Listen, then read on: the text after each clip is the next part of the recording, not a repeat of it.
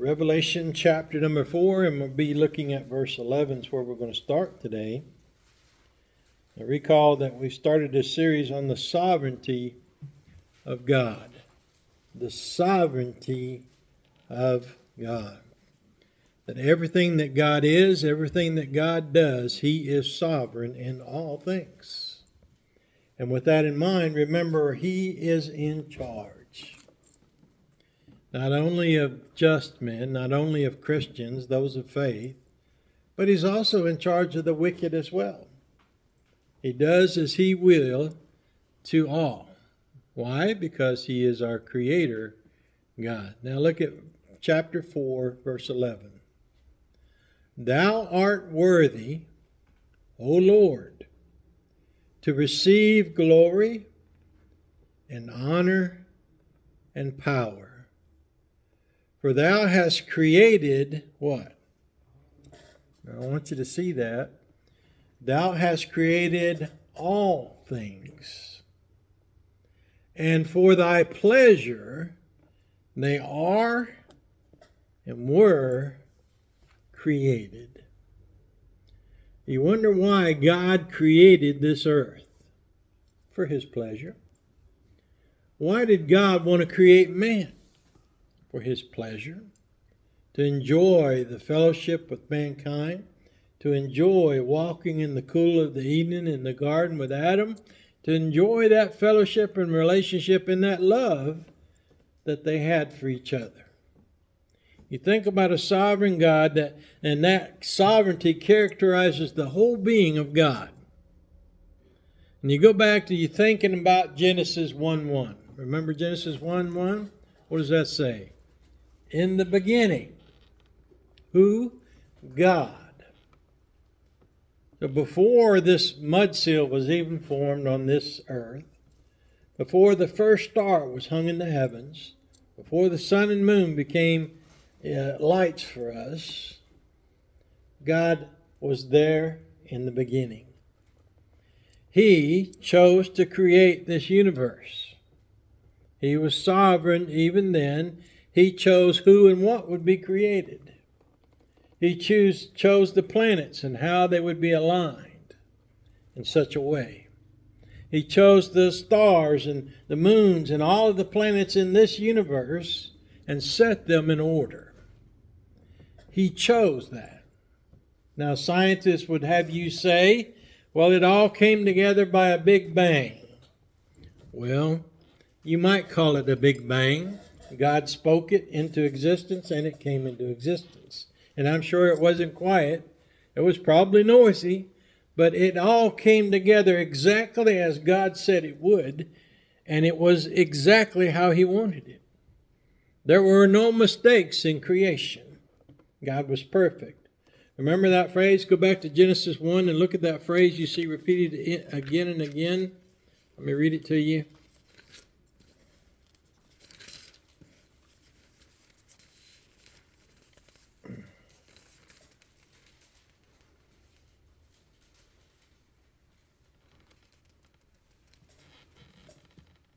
Verse 31, and God saw everything that He had made, and behold, it was very good. So did God make a mistake in creating anything? No. Remember, He made this creation and everything therein in 6 days. On that 6th day, He created man and breathed the breath of life into him. And you think about the stars in heaven that were all hung at just the right place. What did the early sailors use to chart their way around in the oceans? The stars, the constellations. Often people that would navigate and have to travel by night would do so by the constellations, by the fixed pattern of the stars. God set everything in order in this universe. And I'm always amazed at how this big old place called the earth is at just the right point in space where we don't have to worry about being fried by the sun, and yet we don't have to worry about being frozen because it's too far away from the sun. God knew exactly where to place the earth to make it like it is, to make it inhabitable for us. And then God tilted it just a little bit and put a spin to it. Why? So that gravity would hold us onto this planet. And so that we would not have to worry about running off this planet because of gravity. God did that. Why did he choose to do that? Because it was his to choose to do. He did it because he loved to do it, and he chose to do it because it was good. God is sovereign over everything. He was sovereign even before time began. God made time. You think about that? God made time. This universe is in a place that has time. He created the first day, and he's going to be there at the last day of this universe. He could create or not according to his own good pleasure. He was alone then. Only him and the three persons of God were there in the beginning. The angels hadn't been created yet. God and God alone was there in eternity. God created the angels. You look to the angels and you say, well, what's so special about the angels? Well, think about it. Are they all the same? You see varying degrees of angels. You see cherubim, you see seraphim, you see the archangels and different ranks of angels. God chose to create them in that way. Why? Because it suited his pleasure. And then you look to all the millions of creatures on this planet. And you think about all the different men, women, boys, and girls, how that he made us. It would be kind of interesting if we all looked and acted and had the same names, wouldn't it? Wouldn't be too much fun, would it? It'd be kind of confusing. But God gave us each one an individual soul, an individual personality, an individual unique way of looking at things. God made us to be different. Why? Because he could. And then you look at the idea of the animal kingdom and you say, well, all we have is bears on this planet. No, we've got bears and lions and tigers and all the other assorted and sundry animals. I mean, thousands upon thousands of different kinds of animals. And there are a few out there to say that Bigfoot's one of them. I don't know. But we do know this, that there are many varied types of animals on this planet. God made them unique and suited to the environment where they were. And then you think about the birds and the fishes and all the different varieties of birds and fishes. Scientists try to make it like that all the reptiles came from birds. That's kind of interesting, isn't it? But no, they came from God. God made each one of them. He chose to make them in variety. He chose to make them the way they are, to do what they do, to eat what they eat, and to sleep where they sleep. He chose all those things for them because he's a good God. And I want you to look at Psalm 115, verse 3, to match with this verse. Psalm 115, verse 3. And I was reading this, and I was fascinated by this psalm because it speaks to so much truth. Psalm 115, verse 3. But our God is where? In the heavens. Okay? He's not a God of this earth, although he rules over this earth. He dwells or resides in the heaven of heavens, the third heaven. Now look at the next statement attached to that. He hath done what? Whatsoever he hath pleased. Now think about this. We have a sovereign God that could have made everything the same without variety, but yet he chose variety. We have a God that could have made all things look the same, but he chose variety. We have a God that hath done whatsoever he hath pleased. Our God is perfect. Our God is holy. Our God is all present, all powerful, all knowing. So God knew what he was doing to start with. Now, oftentimes, humans will say, oh, God made a mistake. Nope.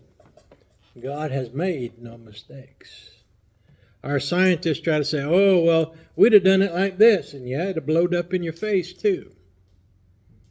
God has done everything the right way. Why? Because he had done it to please himself. That's the thing about our God, is that he's a perfect God, and all his unique characteristics make him what he is. He is holy. If God is holy, then whatever he does is holy and right. Did God ever make a mistake? No. Does God's creation line up with his justice? Yes. Does mankind, did it line up with his justice? It did. Till what? Man blew that, didn't he? Right out of the water. Within the first few days, Adam and Eve chose to sin against God. But look what else it says here in this chapter. It says, our God is in the heavens. He hath done whatsoever he hath pleased. Their idols are silver and gold, the work of men's hands. Now, you don't have to go very far to find millions, I would say, of vain and imaginary gods that men have created. And look what he said. Even these top gods that are made out of silver and gold, they are the works of who? Men's hands. Man has come up and invented all the different religions of this world that are different and unique. God didn't create them. Men did. They made them with their own hands. And it's interesting, the more you read these verses, you'll see that these idols that can't speak, can't talk, can't hear, any of those things, these gods that they've made with their hands, they turn into them. And I'll show you the point here. It says, their idols are silver and gold, the work of men's hands. They have mouths, but they what? Speak not. Now think about this. If you're worshiping a God that can't speak, how are you going to get a message from him? Well, maybe his high priest will bring you a message from him. Well, how's that work? Your God can't speak. Well, that's a disadvantage. Oh, but he's still a good God. No, look what else happens. They have mouths, but they speak not. Eyes have they, but they what? See not. They're blind. They're blind. Well, think about that. If you're in trouble, you've got the enemy surrounding you and you're praying to your God, don't you think you would hope that he would see you and help you in your hour of need? Well, yeah. That'd be one of the things I would need my God for, to help me in distress and trouble. But if he can't see me, he can't find me, can he? He can't speak to me. Now he can't see me. What else? He says, they have ears, but they hear not. So if I cry out and say, help me, what's the response you're going to get? Nothing. Why? They can't hear you. They can't see you. They can't talk to you. Look what else. They have ears, but they hear not. Noses have they, but they smell not. So you've got this elaborate rituals of offering up incense and sacrifices and all these things that men come up with. Yet they can't even smell the incense that you're offering up, or the smoke from your offerings. So what you've got, a deaf man, God. You've got a mute man, God. You've got a blind man, God. And you've got somebody that can't even smell. Well, you think about all the different situations where you need a God. You need him to have these characteristics so that he can help you. Verse 7, they have hands, but they handle not. So now we get to the ability to hold things or do something. For instance, God in the Scriptures is often pictured as having his sword drawn and about to enact justice with that sword. But with these idols, what do you see? He can't even raise a sword. He can't even raise his hands to defend himself. He can't even fight. Well, now there's a good God. He can't even fight. But he says, they have feet. Feet have they, but they walk not. So this God that they have invented can't even walk. Well, how's he going to get to you? Well, somebody I have to carry him, huh? That reminds me of old Dagon. Anybody remember Dagon? You go to the Philistines, remember they got the ark and they captured it and they put it in the temple of Dagon. And the first night, what happened to it? They come in the next morning, old Dagon was laying face down right there in front of that ark, like as if he were worshiping that ark. And what happened? Well, Dagon couldn't pick himself back up. They had to pick him back up and set him up. That's not much of a God, is it? They had to pick him back up and set him up. And then the next day they came in. Here's Dagon again on his face, but his head and his hands are what? Chopped off. Well, that was the end of Dagon. When you think about all these other gods, they have no abilities whatsoever. They've been made by man's hands, so they're man's creations, and they're not gods. They're just vain imaginations of men. And look what it says there in verse 8. They that make them are like unto them. These people that claim that there's this God or that God, they've made these gods. But they're just as if they were one of these statues or one of these things, one of these pictures. It said, so is everyone that trusteth in them. They have no help. They have no ability. They have no defense. They're useless, vain, empty. So here's a God that we serve. Our God is the sovereign God, the high God, the holy God, the one that has created all things. And here are these other gods that men have lined up over the centuries since the beginning and lined up and set up in the place of God. Said, well, this is God and this is God. Not so. There's only one true and living God. He is Jehovah, the great Elohim, the great I Am. He is the self-existent God, Jehovah. And you think about self-existence, you think about God's always been around. He always will be around. He's still going to be God in the end of this earth. He's still going to be God. When the new creation starts, he'll still be God.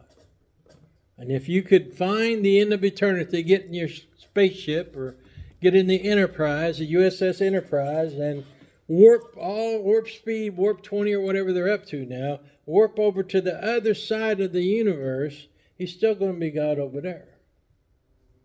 And if you could warp into eternity and find the end of eternity, which is impossible, God will still be God there. He's a holy God. He rules and reigns. He has not abdicated his throne. He has not gotten old and feeble and unable to do anything. He's still the same today as he was when he first made this earth. He has not lost one atom of power. He's still just as powerful as the day he spoke this universe into existence. And he will always be that self-existent, sovereign God. So think about that this morning. Let's all stand. Let's close with a word of prayer and we'll be dismissed. Brother Doug.